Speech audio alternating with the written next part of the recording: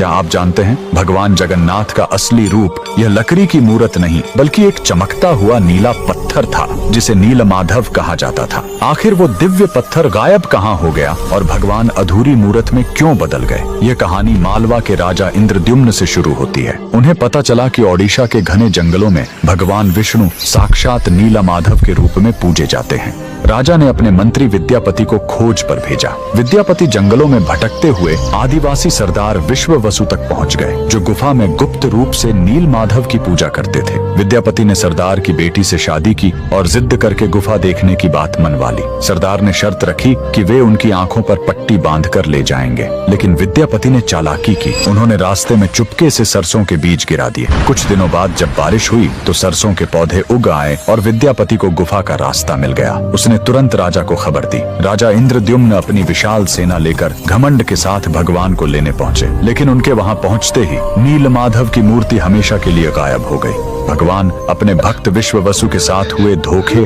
और राजा के घमंड से नाराज थे। राजा ने रोकर माफी मांगी और अन्न जल त्याग दिया। तब आकाशवाणी हुई, मैं अब उस पत्थर के रूप में नहीं मिलूंगा, अब मैं समुद्र तट पर एक लकड़ी के लट्ठे के रूप में आऊंगा। कुछ समय बाद पुरी के समुद्र तट पर एक विशाल अद्भुत लकड़ी का लट्ठा तैरता हुआ आया। राजा समझ गए कि यही भगवान का नया रूप है। उन्होंने तुरंत आदेश दिया कि इस पवित्र लकड़ी से भगवान की मूर्ति बनाई जाए, लेकिन समस्या यह हुई कि वह कोई साधारण लकड़ी नहीं थी। जैसे ही राज्य के बड़े बड़े कारीगर उस पर छेनी हथौड़ा चलाते, उनके औजार ही टूटकर बिखर जाते। उस दिव्य लकड़ी पर खरोंच तक नहीं आ रही थी। तब स्वयं भगवान विश्वकर्मा एक बूढ़े शिल्पकार के रूप में आए। उन्होंने कहा, मैं इससे मूर्ति बनाऊंगा, लेकिन मेरी एक शर्त है, 21 दिनों तक कमरा बंद रहेगा। अगर बीच में दरवाजा खुला तो मैं काम छोड़कर चला जाऊंगा। राजा मान गए। 15 दिनों तक अंदर से छेनी चलने की आवाज आती रही, लेकिन फिर सब एकदम शांत हो गया। रानी गुंडिचा को लगा कि बूढ़ा शिल्पकार शायद अंदर मर गया है।